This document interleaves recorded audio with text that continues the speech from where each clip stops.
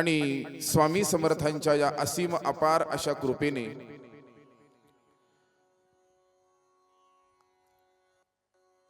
आयुष्यभर आपला माथा ठिकाण्यावर राहण्यासाठी ज्यांची जीवनगाथा आपण श्रवण केल्याशिवाय आपलं आयुष्य व्यतीत करू शकत नाही असे श्री स्वामी समर्थ महाराज आहेत. ज्याला वाटतं की आपण सन्मार्गाने चालावं, परमार्थ मार्गावर चालावं, भक्ती पंथाच्या मार्गावर चालावं आणि या मार्गावर असताना आपलं जीवन सुखा समाधानाने आणि अत्यंत आनंदाने बहरून जावं, अशा प्रत्येकाने श्री स्वामी समर्थ महाराजांच्या जीवन चरित्राचा आश्रय घेऊन आपलं जीवन व्यतीत केलं पाहिजे.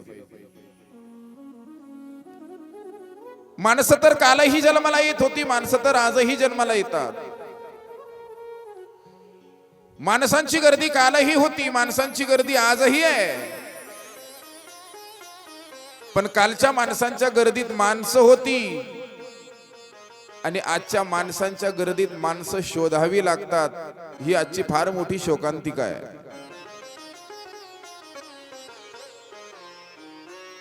आजही आपण कधी आळंदीला गेलात ना, तर माऊलींच्या समाधीवरती प्रकाशाचा लखलखाट आपल्याला जरूर दिसेल.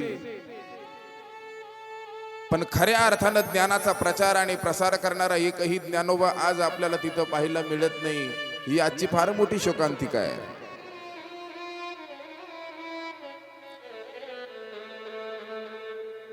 आज बागायतदार शेतकरी भरपूर झाले.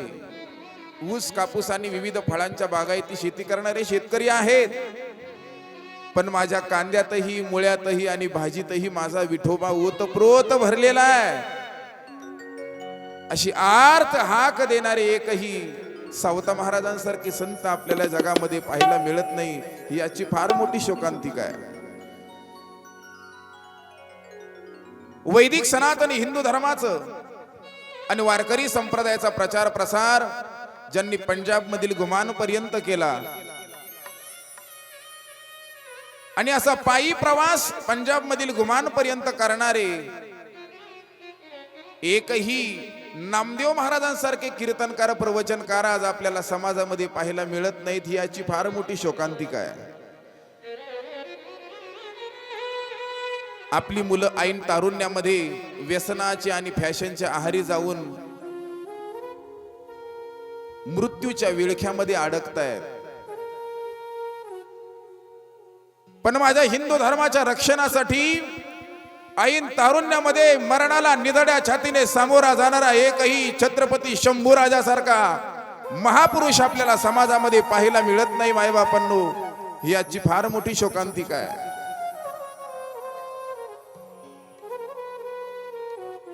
राजे भरपूर झाले, पण माझ्या शेतकऱ्याच्या मिरचीच्या देठाला जरी हात लावला तरी त्याचे हात कलम केले जातील, अशी सिंह गर्जना करणारा एकही छत्रपती शिवाजी महाराजांसारखा राजा आपल्याला या समाजामध्ये पाहायला मिळत नाही.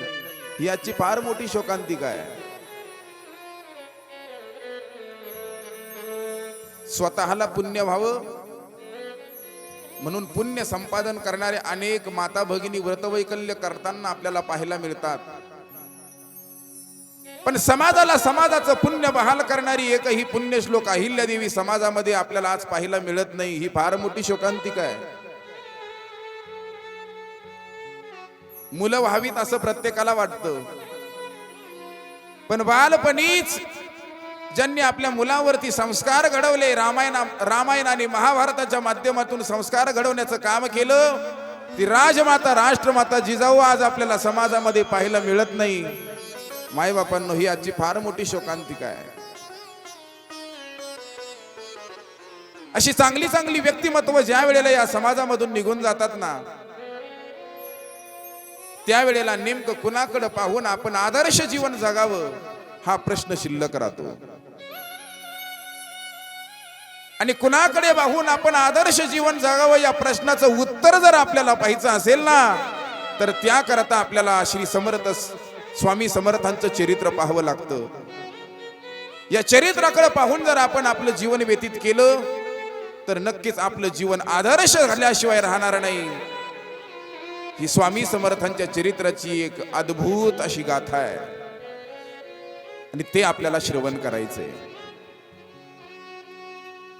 कालपर्यंत आपण विविध विषयांना हात घालून स्वामी समर्थ चरित्राची एक बैठक निर्माण केली.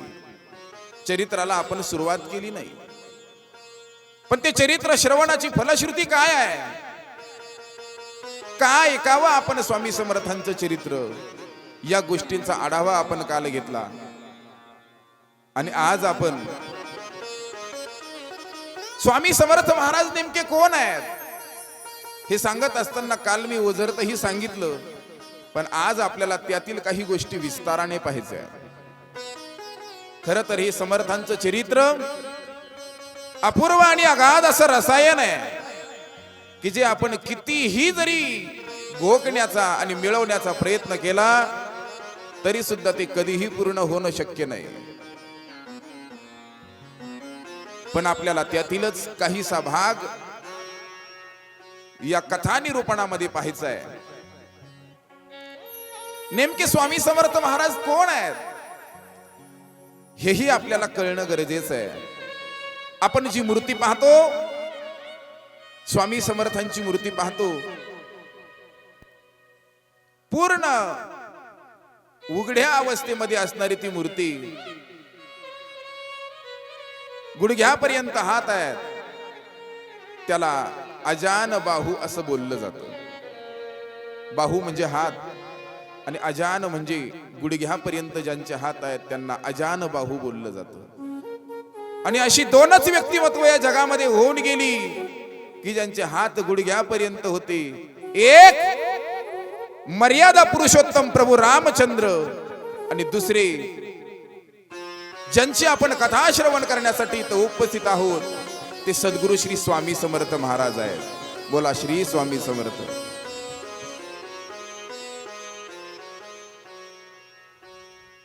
ध्यायेदाजानुबाहुं धृतशरधनुषं बद्ध पद्मासनस्थं पीतं वासुवसानं नवकमलदलस्पर्धिनेत्रं प्रसन्नं वामाङ्कारूढ सीता मुखकमलमिलल्लोचनं नीरदाभम् नानालंकार दीप्तं दधत मुरुजटा मंडनं रामचंद्रम. ध्याये दाजानुबाहू, अजान बाहू ज्यांचे हात आहेत असे स्वामी समर्थ महाराज आहेत. आपल्याला दिसताना ही मूर्ती अत्यंत सावळी आणि सुंदर अशी जरी दिसत असेल ना, तरी सुद्धा या मूर्तीमध्ये भरलेलं परब्रह्म नेमकं काय आहे याचा काहीसा आढावा आपण घेतला पाहिजे.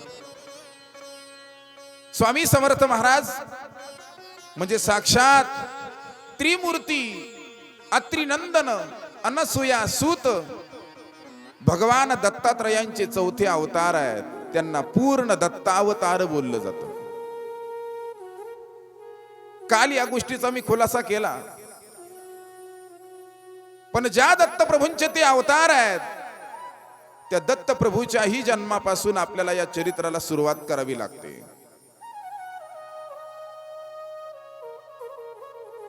भगवान दत्तात्रयांचा जन्म जो त्रिमूर्ती आहे, ज्यांच्यामध्ये सत्व, रज आणि तम हे तीन गुण एकत्र पाहायला मिळतात, असे भगवान दत्तात्रय आहेत. जे जगाची उत्पत्ती, स्थिती आणि लयाला कारणीभूत आहेत ते भगवान दत्तात्रय आहेत. दत्तात्रय हे आपल्यासाठी देव आहेत. आणि देवाला इंग्रजीमध्ये काय म्हणतात हो? काय म्हणतात? गॉड. गॉड उत्तर दिलं तुम्ही. देवाला गॉड म्हणतात. गॉडच का म्हणतात हा प्रश्न कधी पडलाय आपल्याला? देवाला गॉड असंच का म्हणतात, असा कधी प्रश्न पडलाय दादा? नाही. पडला नाही म्हणून उत्तरही मिळालं नाही, पण मला पडला आणि मग मी त्याचं उत्तर शोधायचा प्रयत्न केला. देवाला गॉड बोललं जातं आणि गॉडची स्पेलिंग काय? GO आणि D. GO आणि D मिळून गॉड शब्द तयार होतो. याचा नेमका अर्थ काय आहे ऐका. G म्हणजे जनरेशन, O म्हणजे ऑपरेशन आणि D म्हणजे डिस्ट्रॉय.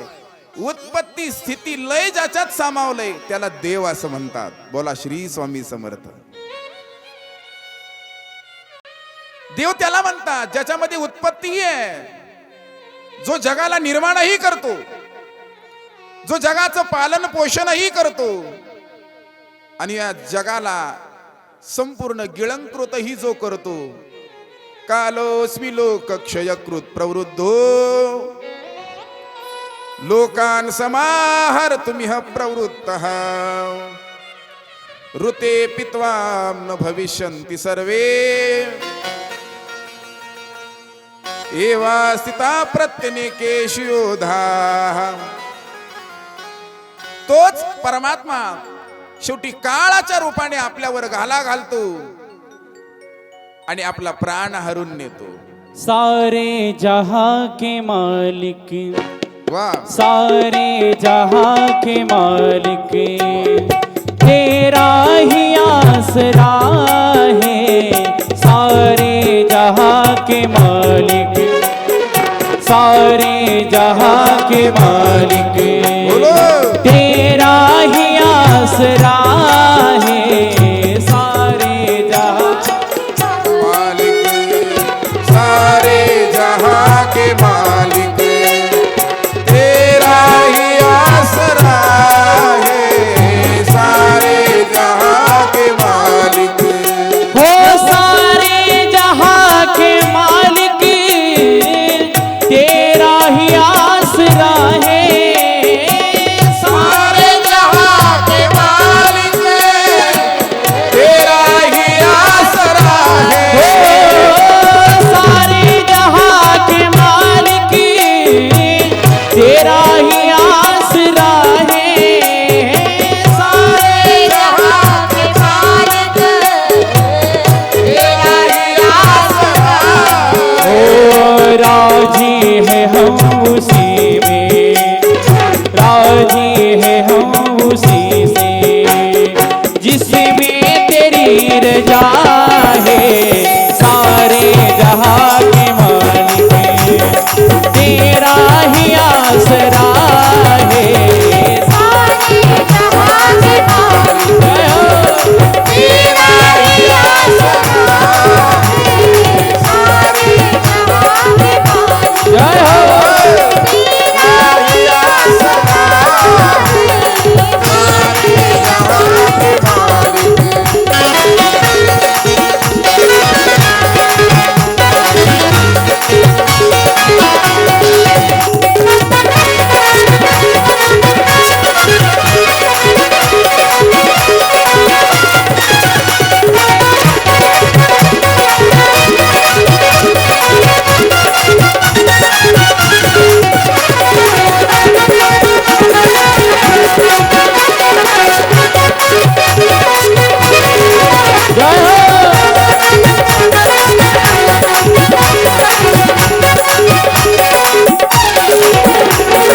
दुनिया बना के मालिक, जाने कहाँ छुपा है.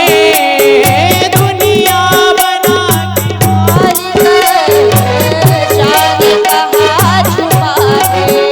हो आता नहीं नजर तू, बस एक यही गिला है. आता नहीं नजर तू, बस यही गिला है. हो भेजा इस जहां में, जय हो, भेजा इस जहां में जो तेरा शुक्रिया है. सारे जहां के मालिक, सारे जहां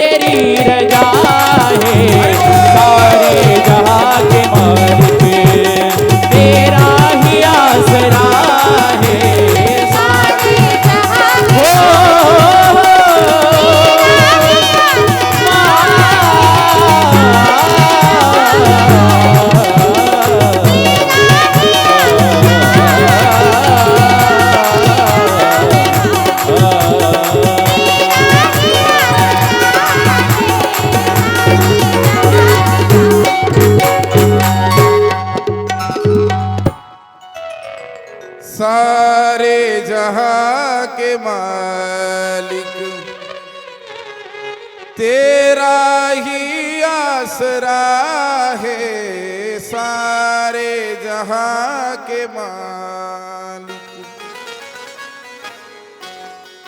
आणि या संपूर्ण जगाची उत्पत्ती स्थिती लय ज्याच्यामध्ये सामावलेलं आहे मायबापांनो. खर तर उत्पत्ती करण्याचं काम ब्रह्मदेवाकडे आहे, जगाचं पालन पोषण करण्याचं काम भगवान श्रीहरी विष्णूंकडे आहे, आणि संहार करण्याचं काम भगवान भोलेनाथ शंकराकडे आहे. पण हे तीनही देव, तीनही गुण एकत्रित आपल्याला जर कुठं पाहायला मिळत असतील ना, तर ते भगवान दत्तात्रेय आहे. काय त्या दत्त जन्माची नेमकी कथा असेल बरं? आपण दत्त जयंतीच्या निमित्ताने विविध कार्यक्रमाच्या आयोजनाच्या नियोजनाच्या माध्यमातून आपण अनेक वेळा श्रवण केलेले असेल. परंतु आपल्याला सद्गुरु स्वामी समर्थ महाराजांचं जीवन चरित्र पाहत असताना, या चरित्राचा आढावा घेत असताना, स्वामी समर्थ महाराज ज्या भगवान दत्तात्रयाचे चौथे अवतार आहेत, ज्यांना पूर्ण दत्तावतार बोललं जातं, त्या भगवान दत्तात्रयांची पार्श्वभूमी ही आपल्याला काहीशी पाहावी लागेल, त्याशिवाय आपल्याला पुढे जाता येणार नाही.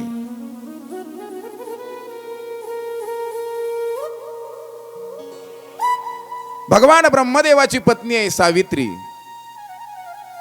भगवान श्रीहरी विष्णूची पत्नी आहे लक्ष्मी, आणि भगवान भोलेनाथाची जी शक्ती आहे ती आहे पार्वती माता. एके दिवशी या तिघींचीही आपापसात स्पर्धा निर्माण झाली, स्पर्धा तयार झाली की जगात सर्वात महान पतिव्रता कोण आहे. सावित्री म्हणायची मी पतिव्रता आहे, लक्ष्मी म्हणायची मी पतिव्रता आहे, पार्वती माता म्हणायच्या मी पतिव्रता आहे. आणि तिघींची स्पर्धा ज्या वेळेला निर्माण झाली, त्यावेळेला तिघीही भांडत असताना त्यांना नारद महर्षींची भेट झाली. आपल्या जीवनातील कुठलाही प्रश्न जर आपल्याला मायबापांना सोडवायचा असेल ना, तर तो प्रश्न योग्य मार्गदर्शकाच्या मार्गदर्शनाखाली सोडवला गेला पाहिजे.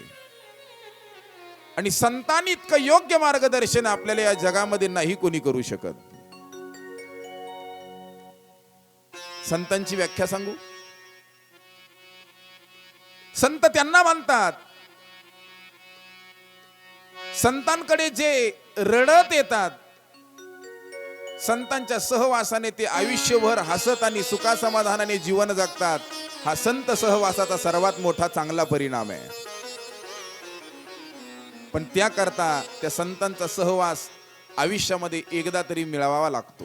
संतन के संग लाग रे तेरी अच्छी बनेगी, संतन के संग लाग रे तेरी अच्छी बनेगी, संतन के संग लाग रे तेरी अच्छी बनेगी, संतन के संग लाग रे तेरी अच्छी बनेगी, बनेगी तेरी बिगड़ी बनेगी, अच्छी बनेगी तेरी बिगड़ी बनेगी, अच्छी बनेगी तेरी बिगड़ी बनेगी, अच्छी बनेगी तेरी बिगड़ी बनेगी, संतन के संग लाग रे, संतन के संग लाग रे तेरी अच्छी बजाय हो, संतन के संग लाग रे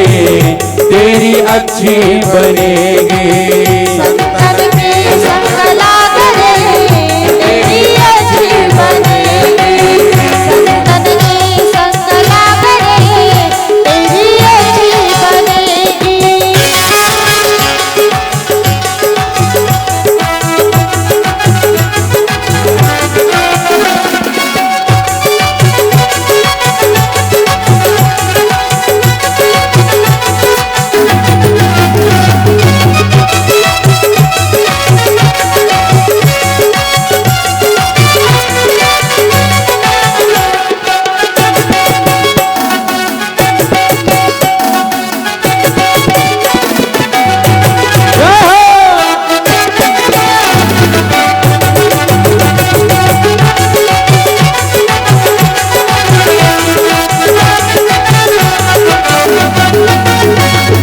ध्रुव जी की बन गई प्रहलाद जी की बन गई ध्रुव जी की बन गई प्रहलाद जी की बन गई ध्रुव जी की बन गई प्रहलाद जी की बन गई ध्रुव जी की बन गई प्रहलाद जी की बन गई ओ राम सुमिरन अनुराग रे राम सुमिरन अनुराग रे तेरी अच्छी बनेगी संतन के संग लाग रे तेरी अच्छी बनेगी संतन के संग लाग रे तेरी अच्छी बनेगी जय हो संतन के संग लाग रे तेरी अच्छी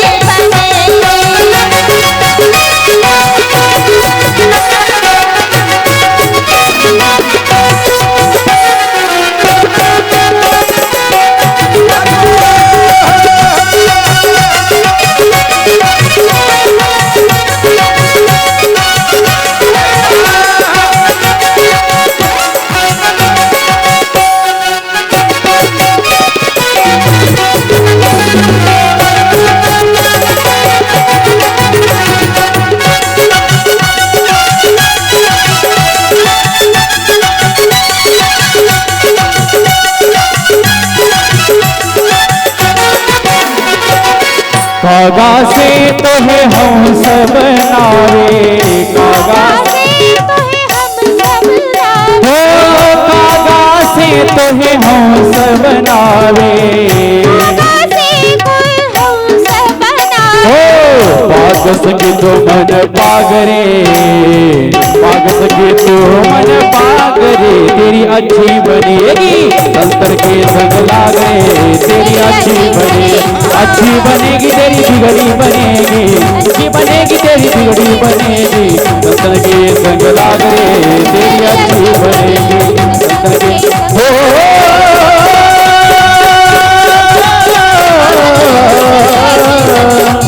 तेरी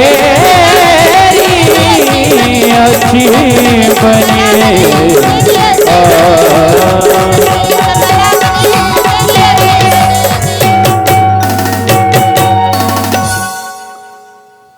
संतन के संग लाग रे तेरी अच्छी बनेगी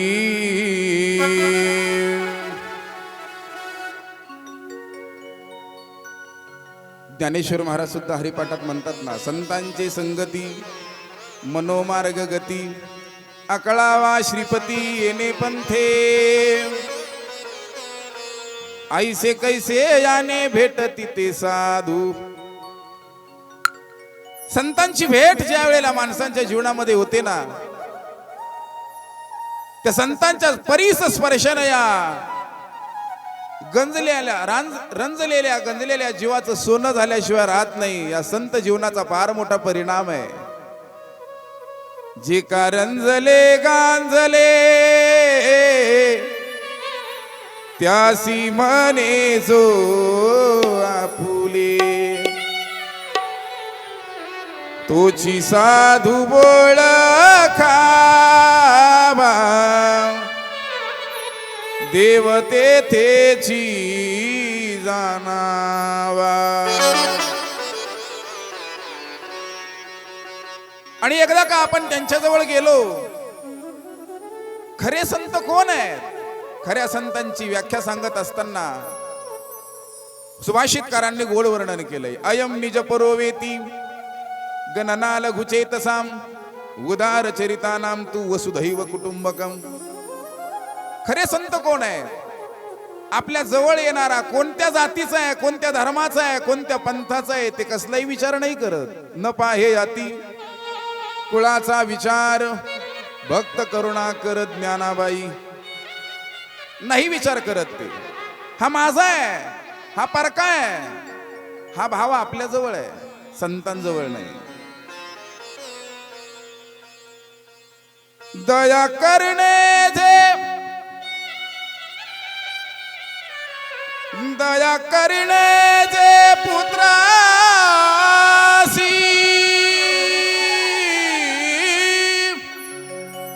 त्याची दासानी दासी दया करणे जे पुत्रासी तेची दासानी दासी जासी अपंगिता नाही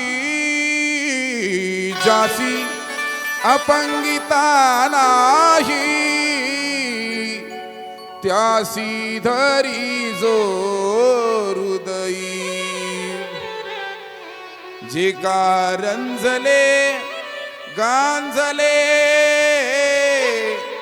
त्यासी म्हणे जो आपुले तोची साधू ओळखावा देव तेथेची जाणावा रंजल्या गांजल्यांना जो आपलंसं करतो ना तो खरा साधू आहे.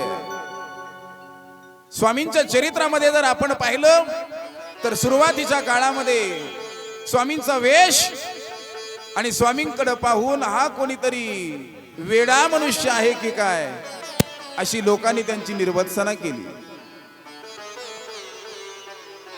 त्यांना जवळ येऊ दिलं नाही, घराच्या दारामध्ये सुद्धा येऊ दिलं नाही. पण गंमत ऐका ना, ज्यांनी त्यांना फेकून भाकर दिली, ज्यांनी त्यांना जवळ येऊ दिलं नाही, ज्यांनी घराच्या दारामध्ये येऊ दिलं नाही ना, आज तोच समाज लाखोंच्या संख्येनं त्यांना घरात यावं म्हणून प्रयत्न करतोय. ही संतांनी केलेली फार मोठी क्रांती आहे. आपण जन्म कुठं घेतला, कोणत्या कुळात घेतला, कोणत्या जातीत घेतला, याला काहीही किंमत नाही. पण ज्या कुळामध्ये ज्या जातीत आपण जन्माला आलो, जन्माला आल्यानंतर आपण कर्म किती चांगलं केलं यावरती माणसाचं संपूर्ण आयुष्य आणि भविष्य अवलंबून असतं.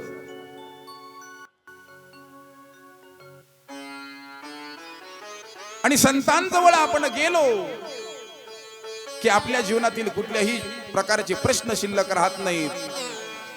हे संतांचं वैशिष्ट्य आहे. या तीनही जणी नारद महर्षींजवळ गेल्या. हे सांगत होतो मी आपल्याला. नारद महर्षी भजनामध्ये दंग आहेत.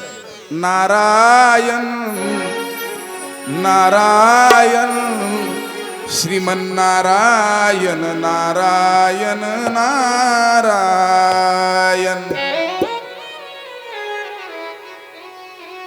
श्रीमन्नारायण नारायण नारायण श्रीमन्नारायण नारायण नारायण नारायण नारायण श्रीमन्नारायण नारायण नारायण. भजनाने भाव समाधी मध्ये गेलेले ते नारद महर्षी. खरं तर या नामामध्ये इतकं सामर्थ्य आहे. मोठ्या मोठ्या पातकांना सुद्धा ज्यांनी पापाच्या राशीच्या राशी निर्माण केल्या, डोंगर निर्माण केले पातकांचे, अशा पापांच्या राशीच्या राशी जाळून टाकण्याचं सामर्थ्य भगवंताच्या नामामध्ये आहे.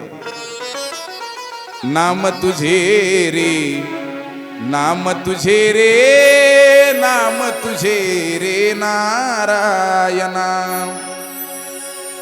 फोडी पाषाणाला पान्हा फोडी पाषाणाला पान्हा. नाम तुझे रे नाम तुझे रे नाम तुझे रे नारायणा. आजा मेळा पापराशी नामे नेला देवा वैकुंठासी. नामे नेला वैकुंठासी. नाम तुझे रे नाम तुझे रे नाम तुझे रे नारायणा. अतिशय गोड भजन आहे. नारद महर्षी भजन गात होते. नारायण नारायण नारायण भजनाचं गायन सुरू होतं. भाव समाधीमध्ये गेलेले होते. आणि या तिघीही आपला प्रश्न घेऊन नारद महर्षींजवळ गेलेले आहेत. महर्षी नमस्कार आहे तुम्हाला. श्री संतांची माथा चरणावरी साष्टांग हे करी दंडवत. त्यांच्या चरणावरती साष्टांग नमस्कार केला आणि त्यांना प्रश्न विचारला. आम्ही तिघीही देवांच्या पत्नी आहोत आणि आमच्या मनामध्ये प्रश्न असा निर्माण झालाय की यामध्ये सर्वश्रेष्ठ पतिव्रता नेमकी कोण आहे ती आम्हाला तुम्ही सांगावं. त्यावेळेला नारद महर्षींनी त्यांच्याकडे पाहून स्मित हास्य केलं आणि सांगितलं, तुम्ही तिघीही पतिव्रता नाहीये. आम्ही पतिव्रता नाही, तुम्ही पतिव्रता नाही असं नाही, पण सर्वश्रेष्ठ पतिव्रता तुमच्या तिघीपैकी कोणी नाही. आणि सर्वश्रेष्ठ पतिव्रता जर तुम्हाला कोण आहे ते पाहायची असेल तर त्याकरता तुम्हाला मृत्यू लोकामध्ये यमुनेच्या नर्मदेच्या तीरावरती अत्रि ऋषीचा आश्रम आहे. त्या अत्रि ऋषीची पत्नी अनसूया मातेजवळ तुम्हाला जावं लागेल. तुमच्या तिघीही पेक्षा ती अनसूया खूप मोठी पतिव्रता आहे. अनुसया असा शब्द नाही बरं का, ते अपभ्रष्ट झालेलं रूप आहे. अनेक शिक्षक मंडळी माझ्या अवतीभोवती बसलेले आहेत. आपलं गाव शिक्षकांचं गाव आहे. अनुसया हा चुकीचा शब्द आहे. अनसूया असा खरा शब्द आहे. अनुसया याचा काही अर्थ लागत नाही शब्दकोशामध्ये. अनसूया या शब्दाचा अर्थ असा होतो, अन म्हणजे नाही आणि असूया म्हणजे द्वेष. जिच्या मनामध्ये कुणाविषयीही कधीच द्वेष निर्माण होत नाही तिचं नाव आहे हे अनसूया. आणि ही सर्वश्रेष्ठ पतिव्रता आहे. पतिव्रता पतिव्रता म्हणजे कोण हो? शिक्षक मंडळी, माझा तुम्हाला प्रश्न आहे, इंग्रजीमध्ये पतिव्रतेला काय म्हणतात? कोणी सांगू शकेल? इंग्रजीमध्ये पतिव्रतेला काय म्हणतात? आहे कोणी सांगणार? त्यांच्याकडे ती कन्सेप्टच नाही. पतिव्रता, ती पतिव्रता हे जे स्त्रीचं स्वरूप आहे ते फक्त आपल्या भारतीय संस्कृतीचं सौंदर्य, भारतीय संस्कृतीतील स्त्रीचं खरं सौंदर्य जर काय असेल तर तिचं पातिव्रत्य आहे. आणि ते फक्त आपल्या भारतात आहे. म्हणून त्यांना पतिव्रतेला शब्दच देता आला नाही. पतिव्रता त्यांच्याकडे नसते, ती फक्त आपल्या संस्कृतीत आहे. आणि पतिव्रतेमध्ये इतकं सामर्थ्य असतं ना, ऐकायचं किती सामर्थ्य असतं. धन्य धन्य पतिव्रता, पतिव्रता, धन्य धन्य पतिव्रता, पतिव्रता, धन्य धन्य पतिव्रता, पतिव्रता, धन्य धन्य पतिव्रता. तिची देवावरी सत्ता, तिची देवावरी सत्ता, तिची देवावरी.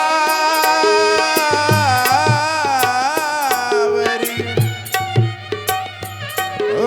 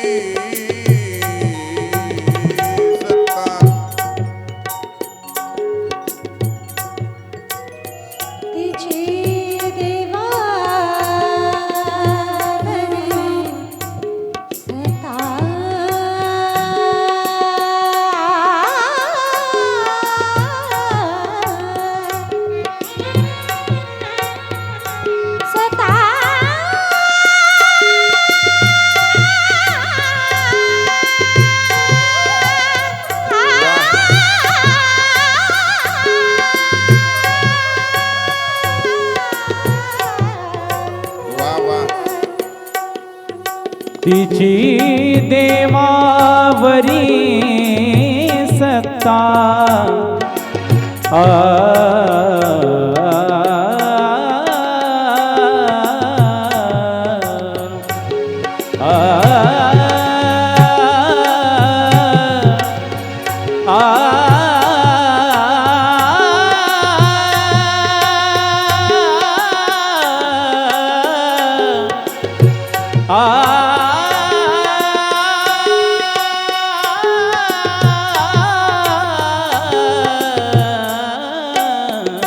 तिची देवावरी सत्ता तिची देवावरी सत्ता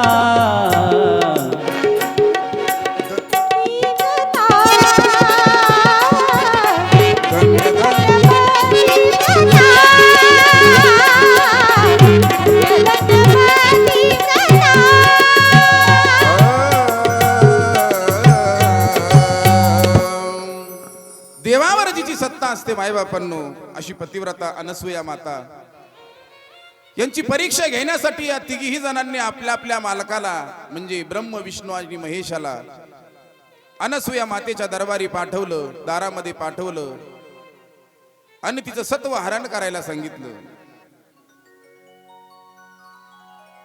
अनसूया मातेच्या दरबारामध्ये तीनही देव जात आहेत आणि तिचं सत्व हरण करण्यासाठी अनसूया मातेला नग्न होऊन भिक्षा देण्यासाठी विनंती करतायत. पण ती खरी पतिव्रता होती. तिनं ओळखलं हे कोण आहेत. जगत नियंता हा ब्रह्मदेव आहे, जगाचं पालन पोषण करणारा हा भगवान श्रीहरी विष्णू आहे आणि जगत संहारक हे भगवान भोलेनाथ आहेत. आज त्यांच्या परीक्षेमध्ये जर मी उत्तीर्ण झाले नाही तर आयुष्यभर मी केलेलं सत्व काय उपयोगाचं आहे. आता या परीक्षेतून आपल्याला उत्तीर्ण व्हायचंय. काय केलं, इतकं सामर्थ्य तिच्यामध्ये होतं. तीनही देवांच्या मस्तकावरती अनसूया मातेनं हात ठेवला आणि हात ठेवल्यानंतर परिणाम असा झाला, अनसूयेचे सत्व आगळे, अनसूयेचे सत्व आगळे, तिन्ही देवही झाली बाळे, झाली बाळे, त्रैमूर्ती अवतार मनोहर,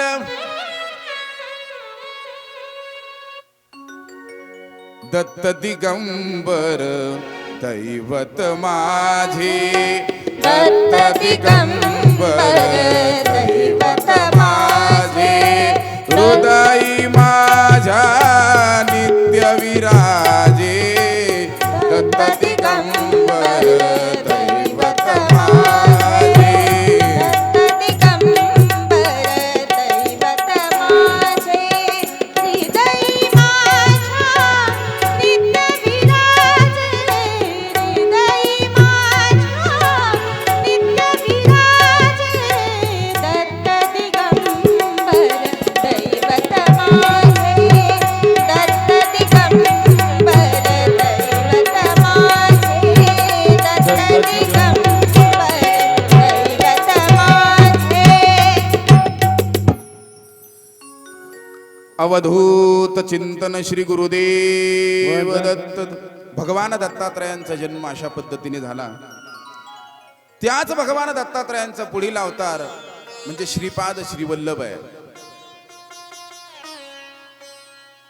हे श्रीपाद श्रीवल्लभ म्हणजे नेमके कोण आहे तो, असा प्रश्न काहींना पडला असेल.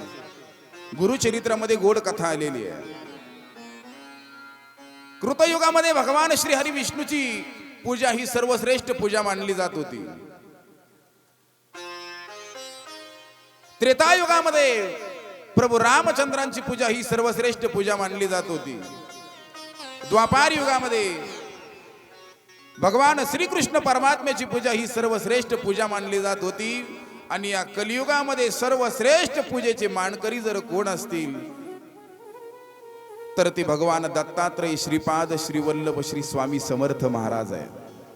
श्लोक आहे तसा, मी बोलत नाही, पुराणामध्ये श्लोक आलाय. कृते जनार्दनो देवस त्रेतायां रघुनन्दनः द्वापारे रामकृष्णौ च कलौ श्रीपाद वल्लभ. हे श्रीपाद श्री वल्लभ भगवान दत्तात्रयांचे दुसरे अवतार आहे. इसवी सन 1320 मध्ये आंध्र प्रदेशामध्ये 12 ज्योतिर्लिंगापैकी एक ज्योतिर्लिंग आहे श्रीशैल्यम. आपण अनेक जण त्या ठिकाणावर जाऊन आले असाल. आम्ही दरवर्षी जातो. ज्या ज्या ठिकाणी भगवान दत्तात्रयांचे अवतार झालेले आहेत त्या प्रत्येक ठिकाणी मी दर्शन घेऊन आलोय. भगवान दत्तात्रयांचा तो प्रसाद घेऊन मी आपल्या समोर इथं कथा करण्याकरता प्रस्तुत आहे, उपस्थित आहे. दरवर्षी जातो. 12 ज्योतिर्लिंगापैकी एक ज्योतिर्लिंग आहे श्रीशैल्यम. ज्योतिर्लिंग 12 आहे. सौराष्ट्रे सोमनाथंच श्रीशैल्ये मल्लिकार्जुनम उज्जैन्यां महाकालं ओंकार ममलेश्वरम परल्यां वैद्यनाथंच डाकिन्यां भीमशंकरं सेतुबंधे तु रामेशं नागेशं दारुकावणीं वाराणस्यां तु विश्वेशं त्र्यंबकं गौतमी तटे हिमालये च केदारं कृष्णेशं च शिवालये. अशी 12 ज्योतिर्लिंग आहेत. आणि या 12 ज्योतिर्लिंगाचं जो सकाळ संध्याकाळ स्मरण करतो ना, एतानि ज्योतिर्लिंगानि सायं प्रातः पठेन्नरः सप्त जन्मकृतं पापं स्मरणेन विनश्यति. आपल्या मागच्या 7 जन्मामध्ये केलेलं सगळं पाप आपल्याला नाहीच करायचं असेल तर या 12 ज्योतिर्लिंगाचं सकाळी उठल्याबरोबर स्मरण केलं पाहिजे. आणि याच 12 ज्योतिर्लिंगापैकी एक श्रीशैल्यम आहे. श्रीशैल्य मल्लिकार्जुनम अतिशय घनदाट आणि अशा डोंगर दऱ्यामध्ये वसलेलं हे क्षेत्र. आणि याच क्षेत्राच्या ठिकाणी एका घनदाट अशा गुहेमध्ये हिंस्र श्वापद ज्या ठिकाणी आहे अशा अत्यंत घनदाट अरण्यामध्ये श्रीपाद श्रीवल्लभ यांचा जन्म अप्पलराजू आणि सुमती यांच्या पोटी जन्म झाला. यांच्या आईचं नाव आहे सुमती. किती गोड नाव आहे. आणि चांगल्यांचा जन्म होतो ना तो सुमतीच्याच पोटी होतो, सुरुचीच्या पोटी होत नाही. सुरुची वेगळी. आपल्याला सुरुची आवडते का सुमती आवडते हो? त्या उत्तानपाद नावाचा राजा होता. भागवतामध्ये गोड कथा आली, ध्रुव बाळाची कथा. उत्तानपाद नावाचा राजा आहे, त्याला 2 पत्नी आहेत, एक सुरुची आणि एक सुनीती. राजाला सुरुची आवडायची, सुनीती आवडत नव्हती. आणि आपलं तरी काय आहे? आपल्याला सुनीती कुठे आवडते? आपल्याला सुरुचीच पाहिजे. आपल्याला रुची आवडते, नीती नाही आवडत. नीतीच्या मार्गाने चालायला किती जणांना आवडतं? नाही. आणि या अप्पर राजा आणि सुमतीच्या पोटी श्रीपाद श्रीवल्लभांचा जन्म झाला. आणि तदनंतर याच श्रीपाद श्रीवल्लभांचा पुढील अवतार म्हणजे नृसिंह सरस्वती स्वामी महाराज आहे. इसवी सन 1300 ते 1380 असा हा नृसिंह सरस्वतींचा सर्व जीवन काल आहे.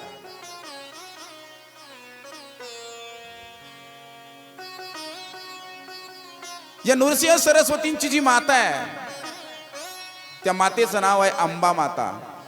आणि या अंबा मातेच्या आयुष्यभर केलेल्या शनी प्रदोषाच्या व्रताचं फल म्हणून त्यांच्या पोटी नृसिंह सरस्वती स्वामी महाराजांचा जन्म झाला. ऐकताय? आपली संस्कृती इतकी महान आहे की या संस्कृतीमध्ये केवळ कामुद्दीपनेतून ज्यांचा जन्म होतो, स्वामी विवेकानंद म्हणतात केवळ कामोद्दीपनेतून ज्यांचा जन्म होतो ती संतती म्हणजे समाजाला मिळालेला एक अभिशाप असतो. त्याचं कारण संतती प्राप्तीपूर्वी आई वडिलांनी भगवंताकडे करुणा भाकावी, व्रत वैकल्य करावे, उपवास करावे आणि देवाकडे करुणा भाकून देवाला विनंती करावी, देवा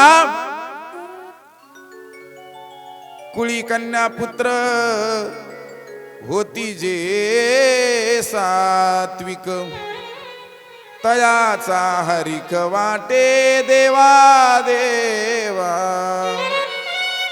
माझ्या पोटी सात्विक संतती जन्माला घाल बाबा. त्याचं कारण पुत्र. आपल्या पोटी जन्माला मुलगा आल्यानंतर आपण काय म्हणतो? पुत्र जन्माला आला. पण पुत्र शब्दाचा अर्थ काय आहे? जो आपल्या आई वडिलांना पुत नावाच्या नरकापासून तारतो त्याचं खरं नाव आहे पुत्र. पुत्र त्र म्हणजे त्रायते, तारणारा, आणि पुत नावाचा नरक आहे. 24 नरक आहेत, त्यामध्ये पुत नावाचा नरक आहे. आणि त्यातून जो तारतो ना तो खरा पुत्र आहे. नाहीतर नंतर आई वडिलांना म्हणायची वेळ येऊ नये भविष्यात, अशी जन्माला घातल्यापेक्षा वांज राहिलं असतो तर बरं झालं असतं, असंही म्हणण्याची काही वर सध्या वेळ आहे. म्हणून बोलतोय बरं का. याचं कारण त्या पुत्र प्राप्तीपूर्वी आपण भगवंताकडे नाही करुणा भागलेली. भगवंताकडे करुणा भाकावी, आई वडिलांनी तपश्चर्या करावी आणि त्या तपश्चर्याच्या सामर्थ्यावर मग त्या आपण मुलाला जन्म द्यावा. त्याला गर्भाधान संस्कार म्हटलंय. आपल्या संस्कृतीमध्ये 16 प्रकारचे संस्कार या शरीरावरती केले जातात. गर्भाधान मतश्च पुंसवनकम सीमांत जाताभिदे नामाख्यम स निष्क्रमेन्न सतधान प्राशनम कर्मच चूडाख्यामृतबंधकोप्यत चतुर्वेद व्रतानां पुरः केशांत विसर्गक परिणय शात्षोडशी कर्मणाम. असे 16 संस्कार आहेत. हे लक्षात आले तुमच्या? आले म्हणा म्हणजे आपल्या पुढे जायला. येऊ नाही येऊ. हा, आम्हाला एक पाठ करायचं म्हटलं का 4-4 दिवस लागतात. तुम्ही फक्त मान हलवायची म्हणजे आम्हाला बरं वाटेल. वा. असे 16 संस्कार केले जातात. त्यामध्ये पहिला संस्कार आहे गर्भाधान संस्कार. मुलगा जन्माला येण्याच्या अगोदर गर्भावरती काही संस्कार केले जातात. तदनंतर या देहावरती जे काही इतर अनेक संस्कार केले जातात. 16 असे संस्कार आहेत. त्या आईने शनी प्रदोषाचं व्रत केलं अंबा मातेनं, आणि त्याचा परिणाम भगवान परमात्मा साक्षात भगवान दत्तात्रय नृसिंह सरस्वती स्वामी महाराजांच्या रूपाने त्यांच्या पोटी जन्म घेतला.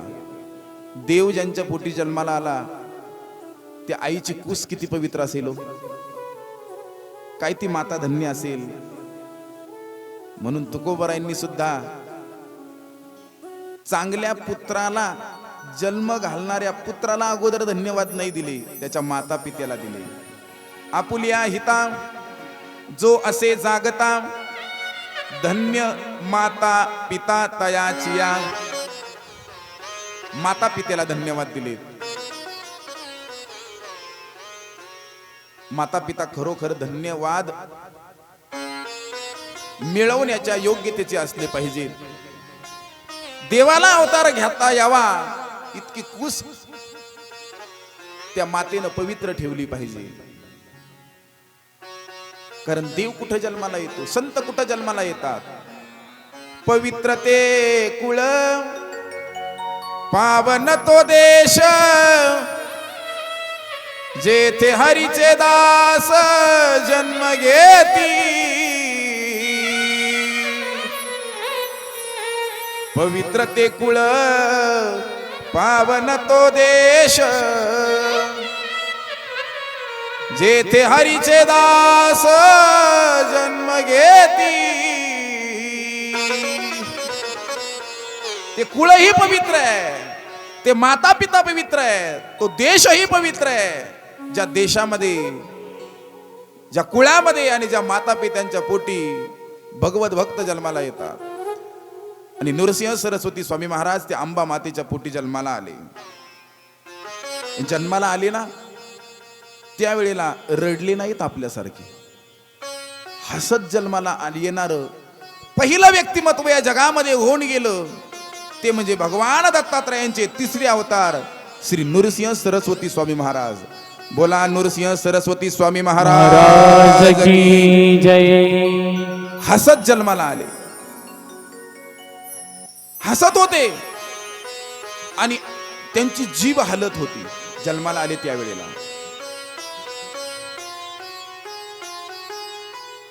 वडिलांनी त्यांच्या तोंडाला कान लावला तर त्यांच्या जिभेतून मुखातून ओम ओम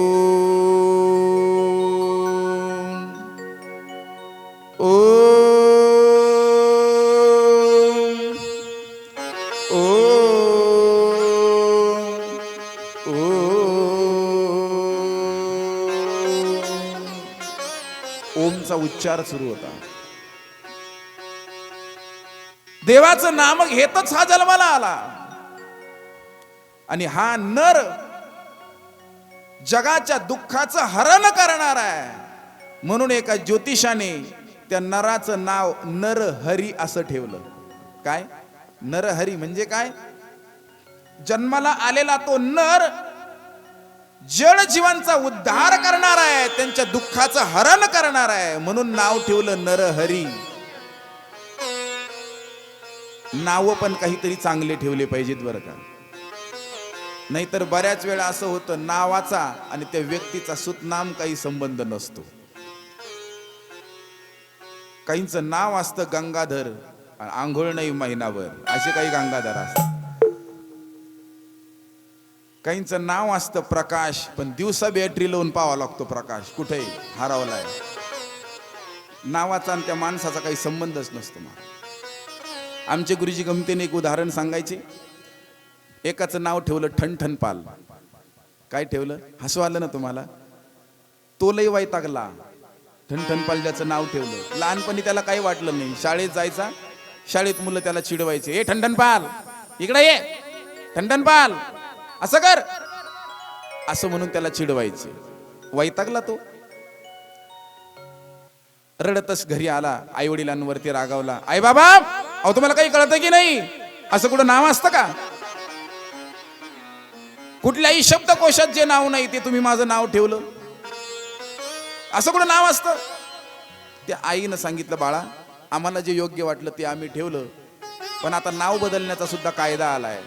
तुला जे काही ठेवून घ्यायचं ते ठेवून घे. मग याला वाटलं आपण नाव ठेवून घेऊ, पण अगोदर चांगली नावं तर शोधली पाहिजेत ना. मग हा घराच्या बाहेर निघाला.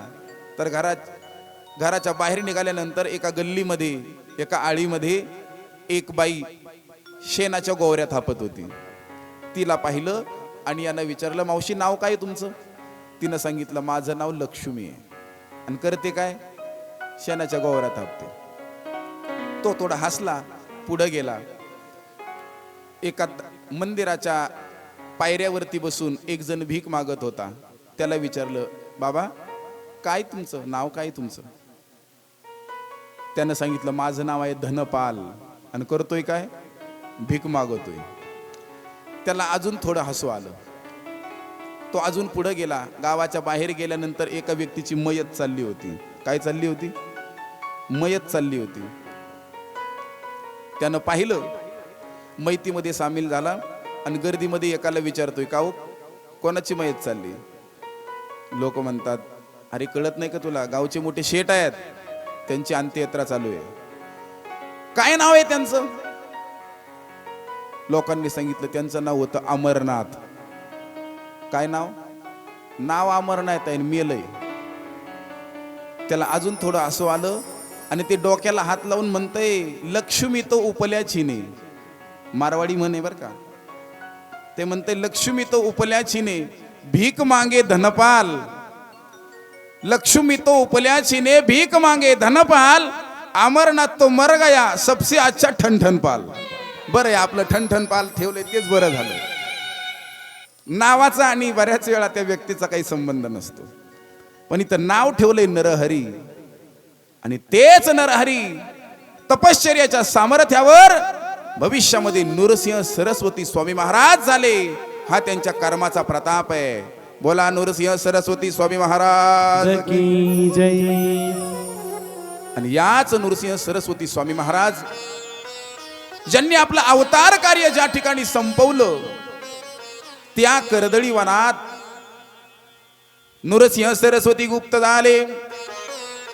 ते स्वामी रूपे प्रगटले, नानाविध भक्त तारिले ते गुरुचरित्री कथा. ते नृसिंह सरस्वतीच्या कर्दळी वनामध्ये गुप्त झाले ना, त्या ठिकाणाहून सद्गुरु श्री स्वामी समर्थ महाराजांचं प्रागट्य झालेलं आहे. सामान्य नाही. ज्या कर्दळी वनाचा उल्लेख स्वामी समर्थांच्या चरित्रामध्ये केला जातो ते कर्दळी वन म्हणजे सामान्य नाही. अनेक अनेक महापुरुषांच्या तपश्चर्याच्या सामर्थ्यानं पुनीत झालेली ती भूमी आहे. ऐकायची तुम्हाला एक अत्यंत हृदयद्रावक अशी गोड घटना आहे त्या कर्दळी वनातली. त्या ठिकाणाला अक्का महादेवी असंही म्हटलं जातं. 5 वर्षाची चिमुकली मुलगी होती. मुली लहानपणी खेळत असतात ना, तशी ही मुलगी सुद्धा काही मुलींबरोबर खेळत होती. नवरा बायकोचा खेळ त्यांचा सुरू होता.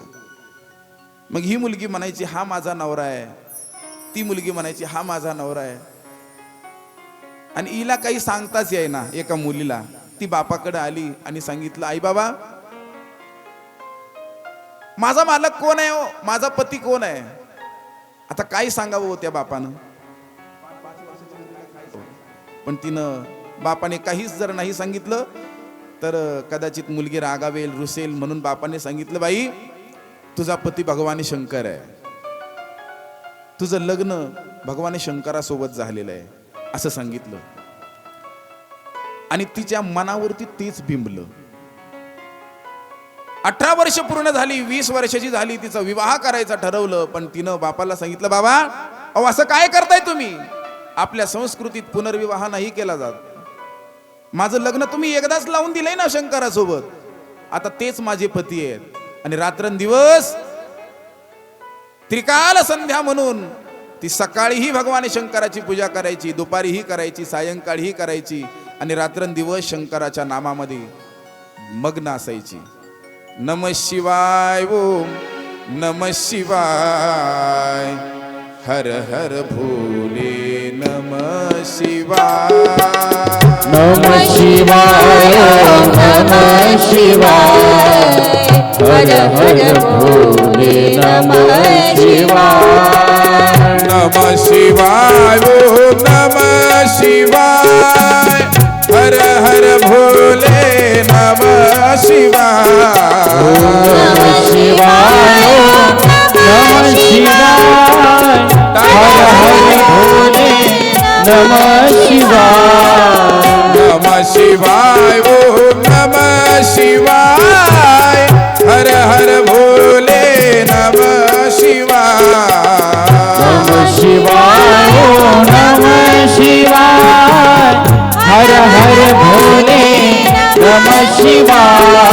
नमः शिवाय ओम नमः शिवाय, हर हर भोले नमः शिवाय. नमः शिवाय नमः शिवाय, हर हर भोले नमः शिवाय. नमः शिवाय ओम नमः शिवाय, हर हर भोले नमः शिवाय. नमः शिवाय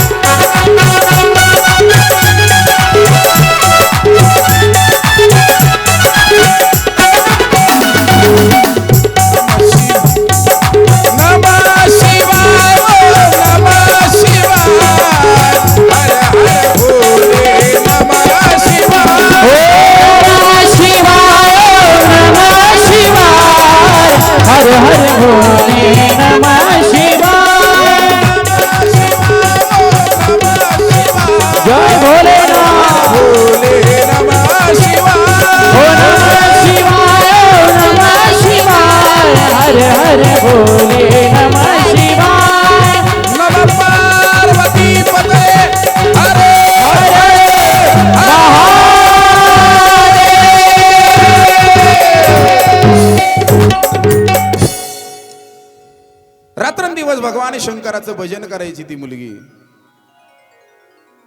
भगवान शंकरासोबत माझा विवाह झाला, तेच माझे पती आहेत असं मानू लागली, भजन करू लागली. शेवटी आई वडील कंटाळून गेले, विवाहाला ती काही तयार होत नव्हती. एके दिवशी राजाची स्वारी त्या गावामध्ये आली आणि अत्यंत देखण्या त्या मुलीला राजाची नजर तिच्यावरती पडली. आणि राजानं सेवकांना सांगितलं, हिला नगरीमध्ये घ्या, मला हिला पट्ट राणी बनवायचे. घेऊन गेले आणि राजा तिच्या सोबत विवाहाचा हट्ट करू लागला. तिनं सांगितलं, नाही, माझा विवाह झालेला आहे,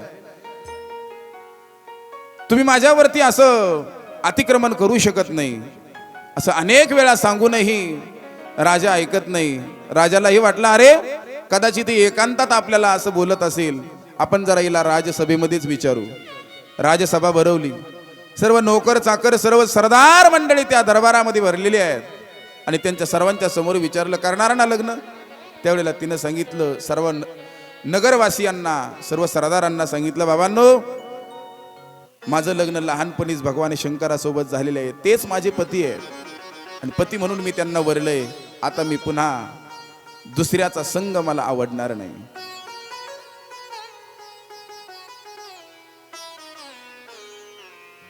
बळीयाचा अंगसंग झाला आता,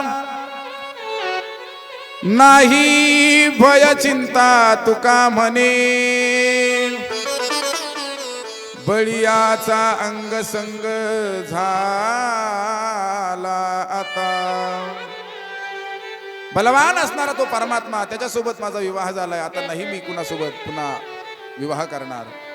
हा राजा मला विनाकारण त्रास देतोय. नगरवासियांनो, याच्या जाचापासून दुःखापासून मला सोडवा असं म्हटल्यानंतर राजानं तिला विचारलं, का ग बाई, तुला मी घेऊन आलोय, विवाहाला तू तयार नाही आणि शंकर तुझा पती आहे असं म्हणतेस, पण तुझ्या शरीरावरती जे अलंकार, जे वस्त्र घातलेले आहेत ते कोणाचे आहेत? ते तर माझे आहेत ना. असं म्हटल्याबरोबर त्या मुलीनं शरीरावरील सर्व वस्त्र तर उतरली, सर्व अलंकारही उतरून ठेवली आणि नग्न अवस्थेमध्ये त्या दरबारातून ती निघून गेली. आणि त्या कर्दळी वनात, ज्या ठिकाणी स्वामी समर्थ प्रगट झाले ना, त्याच कर्दळी वनामध्ये श्रीशैल्यम जवळ अक्का महादेवी नावाचं ठिकाण आहे. त्या गुहेमध्ये जाऊन तिनं अनेक वर्ष तपश्चर्या केली आणि त्या तपश्चर्याचं सामर्थ्य असं, ज्ञानोबारायांची संजीवन समाधी आहे, जगद्गुरु तुकोबारायांचं सदैव वैकुंठ गमन आहे, नाथ महाराजांची जलसमाधी आहे. पण त्या अक्का महादेवी ज्याप्रमाणे समाधीवरती पद्मासन घालून बसलेली आहे ना, आहे त्या देहाचाच पाषाण झाला आणि आहे तशीच नग्न मूर्ती आजही आपल्याला त्या कर्दळी वनामध्ये श्रीशैल्यमला पाहायला मिळते.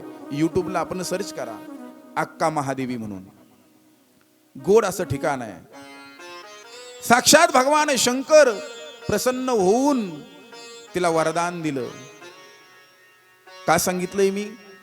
स्वामी समर्थ ज्या ठिकाणाहून प्रगट झाले, ती भूमी म्हणजे सामान्य नाही. आणि आता आपल्याला स्वामी समर्थांचं जीवन चरित्र काय असतं? आपल्याला जर पेरणी करायची असेल, लावणी करायची असेल, तर अगोदर शेतीची मशागत व्यवस्थित करून घ्यावी लागते. तसंच आहे, आपल्याला स्वामींची जीवन गाथा पाहिजे, पण तत्पूर्वी स्वामी म्हणजे नेमके कोण आहेत, कोणत्या ठिकाणी ते प्रगट झाले, ती भूमी म्हणजे काय, ती सामान्य भूमी नाही. या सर्व गोष्टीचा खुलासाही होणं गरजेचं आहे आणि हे वाक्याचं आद्य कर्तव्य आहे. आणि अशा ठिकाणी नृसिंह सरस्वती गुप्त झाले. नृसिंह सरस्वतींनी तब्बल 30 वर्ष तपश्चर्या केली आणि तपश्चर्या ज्या गुहेमध्ये केली, त्या गुहेतून स्वामी समर्थ महाराज प्रगट झाले. बोला सद्गुरु स्वामी समर्थ महाराज की जय. अशा स्वामी समर्थ महाराजांचं जीवन चरित्र आपण पाहत आहोत. पण हे जीवन चरित्र ज्या लेखकाने लिहिलंय, त्या लेखकांचाही आपल्याला काहीसा परिचय झाला पाहिजे. मी अनेक वेळा कालही लेखक उल्लेख केला, पण त्यांचं नाव मला खऱ्या अर्थाने त्यांच्या आजच्या जीवन चरित्रातून सांगावं लागणार आहे. ज्यांना स्वामींचा सहवास लाभला, अनेक वर्ष स्वामींच्या संगतीमध्ये ज्यांनी घालवली आणि अनेक लीला ज्यांनी आपल्या चर्मचक्षुंनी पाहिल्या, ती व्यक्ती म्हणजे सामान्य नसेल. आपल्याला स्वामी एकदा स्वप्नात आले तरी सुद्धा आपण आपल्याला स्वतःला धन्य मानतो. ज्यांनी स्वतःच्या या चर्मचक्षुंनी स्वामीला पाहिले, ती व्यक्ती किती भाग्यवान असेल. त्यांचं नाव आहे गोपाळबुवा. नंतर गोपाळबुवा बोललं जातं त्यांना, पण त्यांचं नाव रामचंद्र केळकर. रत्नागिरी जिल्ह्यामध्ये त्यांचा जन्म झाला, राजापूर तालुक्यात. आणि त्या गावामध्ये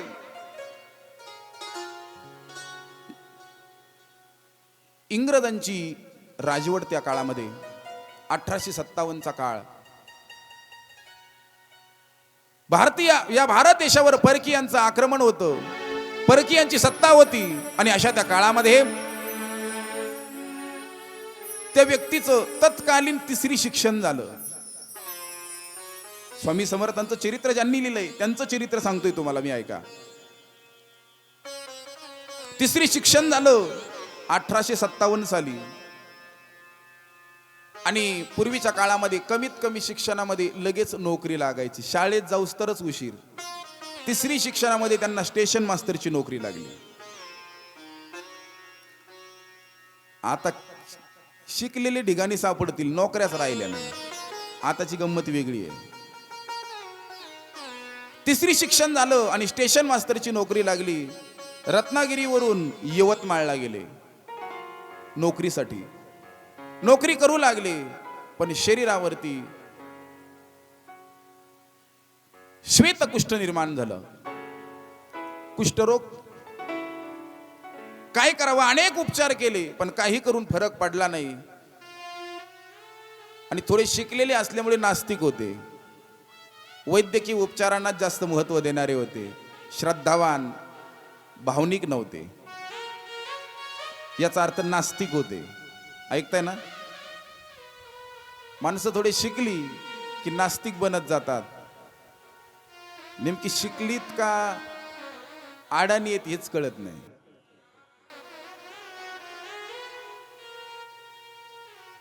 नास्तिक होते, देवाला मानत नव्हते. पण खरं सांगू, तुम्ही देवाला माना अगर न माना, देव आपल्याला मानतोय ना तोपर्यंतच आपण माणसात आहेत. देवाने मानायचं सोडून दिलं की 4 जण घेऊन आपल्याला जाणार आहेत. राम नाम सत्य आहे. देव मानत होता, ते देवाला मानत नव्हते. हे नास्तिकांची एक गंमतच आहे. आणि सर, नास्तिकांची एक गंमतच आहे. एका व्यक्तीचं भाषण झालं एका गावामध्ये. देव नाही, देव या जगामध्ये कसा नाही हे तो ओरडून ओरडून सांगत होता. तासभर भाषण झालं. आणि तासभर भाषण झाल्यानंतर, भाषण ऐकता ऐकता भाषण संपूर्ण झाल्यानंतर काही व्यक्तींनी गळ्यातल्या माळा काढून टाकल्या. अरे, देवच नाही तर माळा कशाला ठेवायची? इतका त्या भाषणाचा परिणाम झाला त्यांच्यावरती. आणि काही जण त्यांच्या जवळ गेले भाषण संपल्यानंतर आणि म्हणू लागले, का हो महाशय, तुम्ही गोड भाषण केलं, देवच या जगामध्ये कसं नाहीये तुम्ही अतिशय पटवून दिलं, पण आम्हाला सांगा ना, इतकं चांगलं भाषण तुम्हाला जमतं कसं हो? त्यावेळेला तो म्हणतोय, ही सुद्धा देवाचीच कृपा आहे. ऐकताय ना? म्हणजे नास्तिक जगात कोणीच नाहीये. प्रत्येक जण ज्याच्या त्याच्या परीनं ज्याच्या त्याच्या दैवताला भजत असतो. हे मला सांगायचंय. नास्तिक होते, शरीराला व्याधी जडली, काही केल्या रोग जात नाही, हे त्यांच्या लक्षात आलं. आणि अनेक दिवस आजारी, कामावरती गैरहजेरी, शेवटी कामावरून त्यांना काढून टाकण्यात आलं. कामावरून काढून टाकण्यात आल्यानंतर पगार नाही, पैसा नाही, काय करावं? आणि गंमत अशी, पहा ना तुम्ही, पैसा यायचा बंद झाल्यानंतर घरातल्यांनीही त्यांना हाकलून दिलं. त्यांनाच दिलं असं नाही, आपलंही तेच आहे. ज्या म्हाताऱ्यांना पेन्शन आहे ना सध्या, तेच त्यांचेच बरे दिवस आहेत. जरा बिगर पेन्शनवाली म्हाताऱ्यांची फार दाई नाही सध्या. मी बोलत नाही, सर्व साधू संतांनी सांगून ठेवलंय. जोवरी चळन गा तोवरी म्हणती माझा, मानिती लहान थोर, देह सुखाची आकाजा. इंद्रिये मावळली आला बागुल आजा तैसा देह नव्हे तुझा. आंधळ्या पांगळ्यामध्ये सांगितलंय ना किती गोड आहे. जोवरी चळन गा तोवरी म्हणती माझा. जोपर्यंत पैसा आहे संपत्ती आहे तोपर्यंत आपल्या जगाच्या बाजारामध्ये मान आहे. माय बापांनो पैसा संपला मानही गेला घरातून हाकलण्यात आलं आणि मग त्यांना देवाच्या भक्तीची आवड निर्माण झाली. गंमतच ही पण जोपर्यंत पैसा आहे पाणी आहे जोपर्यंत शरीर अतिशय उत्कृष्ट आहे तोपर्यंत माणसांना भक्तीची आवड नाही लागत. तोपर्यंत माणसं या मार्गाकडे नाही येत आणि हे सगळं निघून गेलं की मग महाराज येऊ काय दिंडीत. कशाला आम्हाला ताण द्यायले तू भाऊ आता तू घरीच राहणार हा. पण ऐका देवाला सुद्धा वाहत असताना आपण सुकलेली फुलं नाही वाहत. देवाला कशी फुलं लागतात टवटवीत फुलं लागतात. तसाच देवाला उत्तम परमार्थ सुद्धा व्यवस्थित लागतो आणि म्हणून परमार्थ करणारा व्यक्ती सुद्धा तरुण तडफदार असला पाहिजे. आणि अशा तरुणांच्या समर्पणाने परमार्थ घडत असतो. अतिशय वृद्धावस्थेमध्ये हे भक्ती मार्गाला लागण्याचा विचार त्यांच्या मनामध्ये आला आणि ते भक्ती मार्गाकडे आकृष्ट होऊ लागले.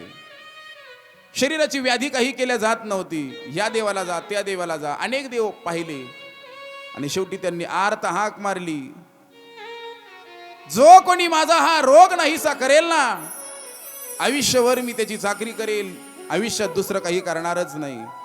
आणि त्या देवाची प्रार्थना सुरू केली. भेटी लागी जीवा लागली से आस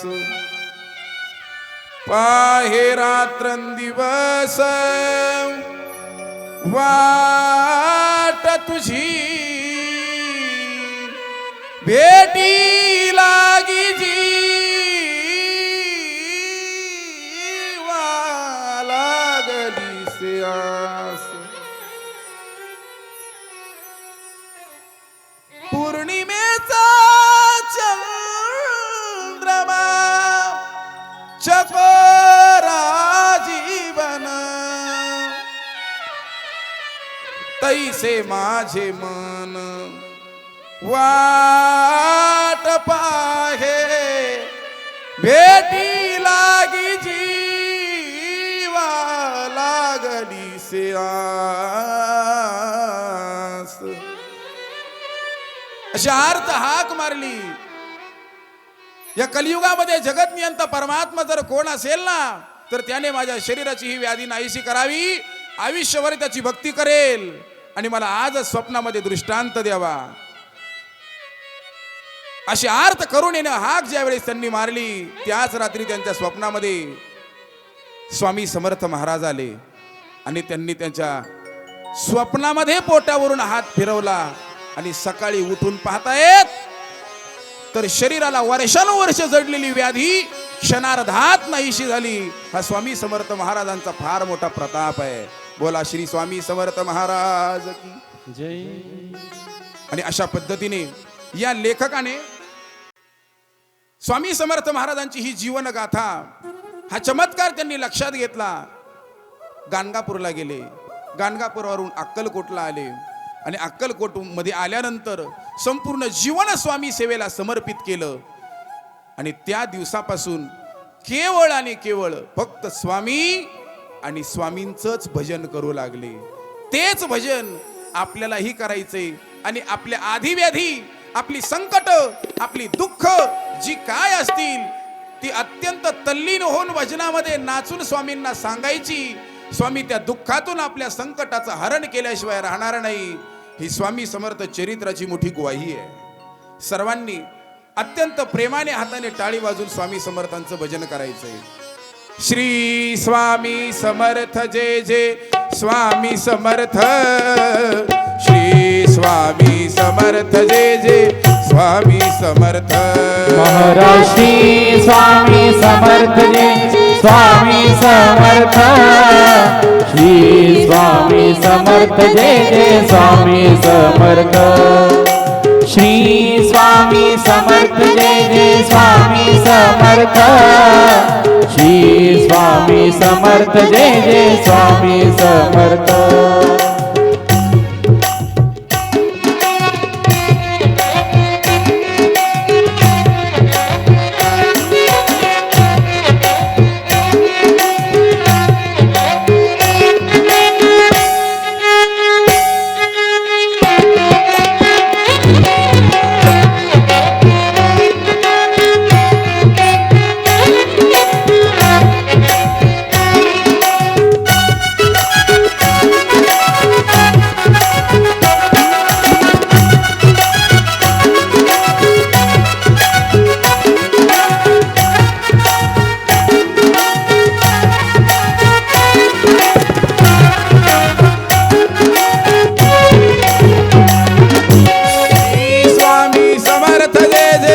समर्थ श्री स्वामी समर्थ जय जय स्वामी समर्थ श्री स्वामी समर्थ जय जय स्वामी समर्थ श्री स्वामी समर्थ जय सर्वांनी हातावर टाळी वाजवायच्या हातवर करा हातवर श्री स्वामी समर्थ जय जय स्वामी समर्थ जय हो श्री स्वामी समर्थ जय जय स्वामी समर्थ श्री स्वामी समर्थ जय जय स्वामी समर्थ श्री स्वामी समर्थ जय जय स्वामी समर्थ महाराज श्री स्वामी समर्थ जय जय स्वामी समर्थ जय हो श्री स्वामी समर्थ जय जय स्वामी समर्थ महाराज श्री स्वामी समर्थ जय स्वामी समर्थ श्री स्वामी समर्थ जय जय स्वामी समर्थ महाराज श्री स्वामी समर्थ जय जय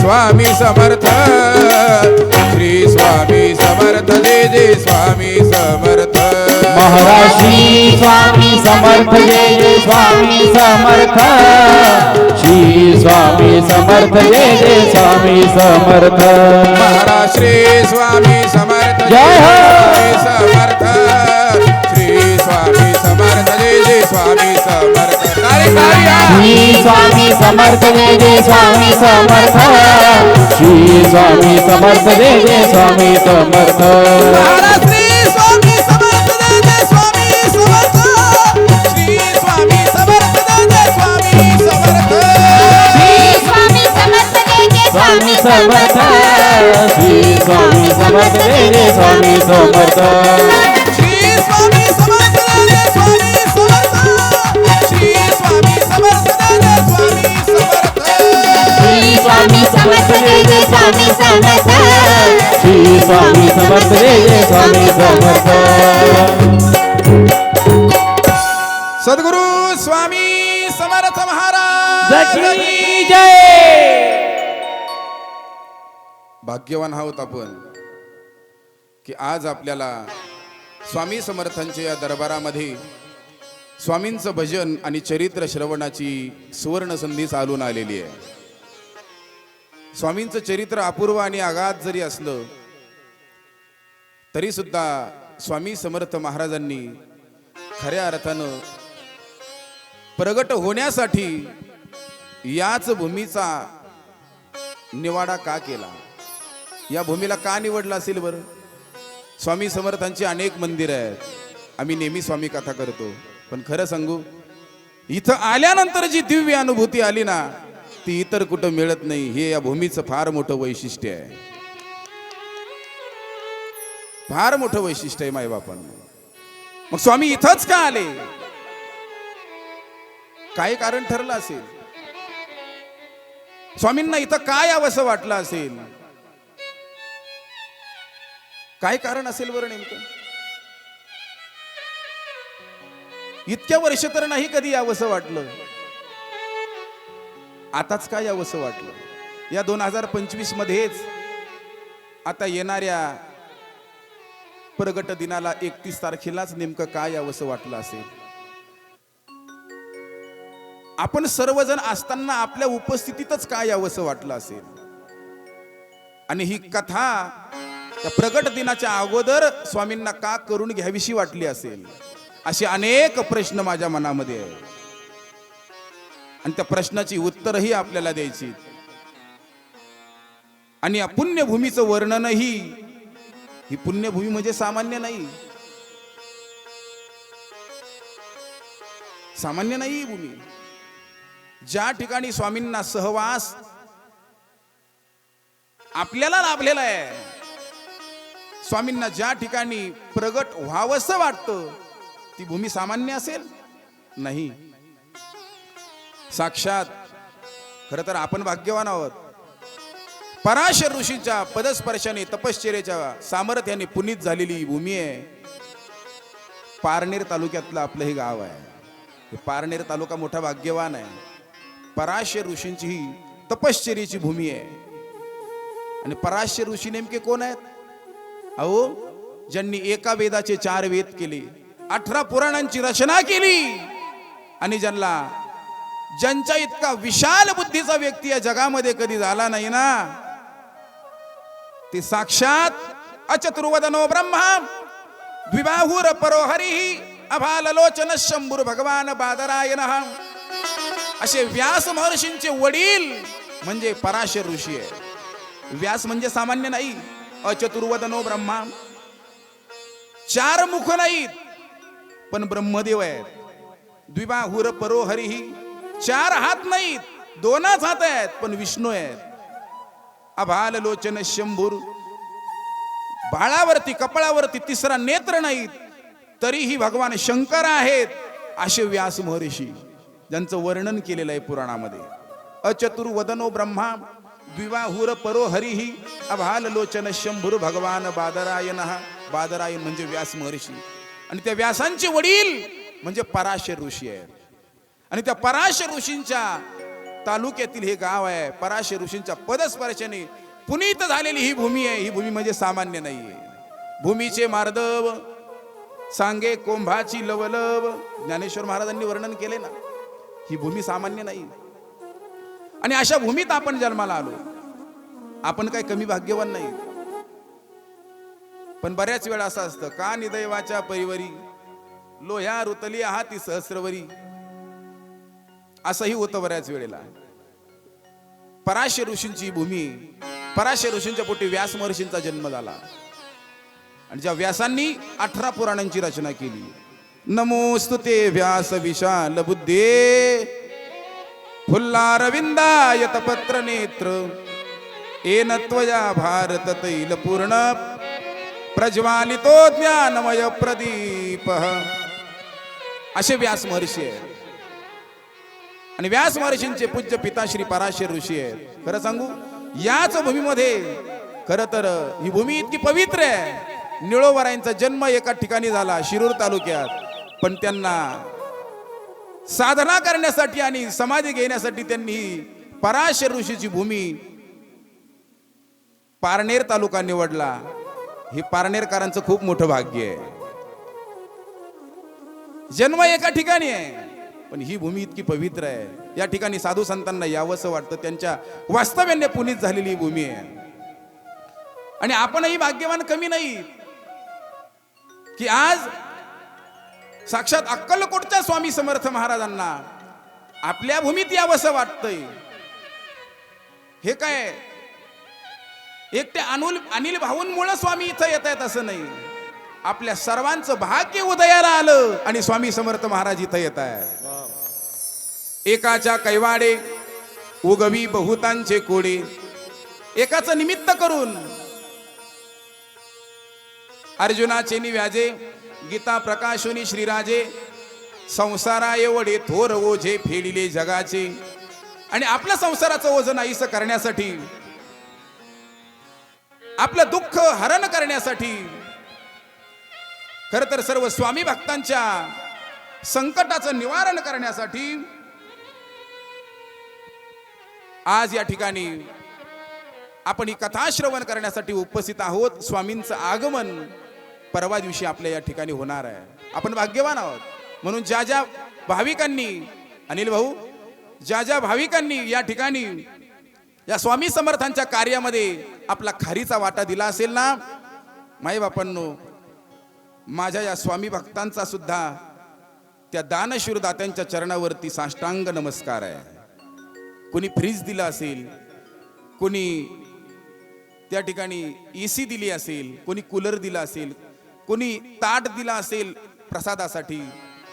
अनेक भाविकांनी अनेक पद्धतीने या ठिकाणी योगदान दिलेलं आहे. हे मी का सांगितलं? कारण आपणही त्या दानधर्मापासून वंचित राहू नये. आणि आपण जर इथं देण्यापासून वंचित राहत असू तर आपल्यासारख्या करंट्या कपड्याची आपणच आहोत. आपल्याला देवाने जे दिलंय ना, ते अशा देश काल आणि पात्र पाहून दान करण्यासाठी दिलेलं आहे. मी नेहमी सांगत असतो, आपण बंधारा बांधतो, धरण बांधतो, त्या धरणाला बंधाऱ्याला भिंती असतात आणि दरवाजेही असतात. भिंती कशाला असतात? पाणी अडवण्याकरता. आणि दरवाजे कशाला असतात? पाणी सोडण्याकरता. एखाद्या बंधाऱ्याला धरणाला जर आपण दार बांधलंच नाही, फक्त भिंतीच बांधल्या, तर काय होईल?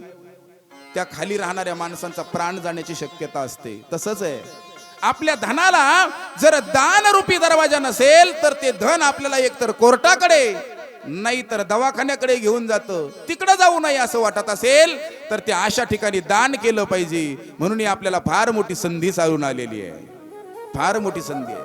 अन्नदान करणारी भाविक असतील, अनेक सेवा देणारे काही भाविक आमचे स्वयंसेवक मंडळी असतील, तरुण मंडळी असतील, खूप भाग्यवान आहात आपण. आपल्याला स्वामी सेवेमध्ये आपल्या वेळ घालवता येतोय. खरं तर हा वेळ सार्थकी लागल्याशिवाय राहणार नाही. चिंतने सरे तो धन्य धन्य काळ, सकळ मंगळ मंगळाचे.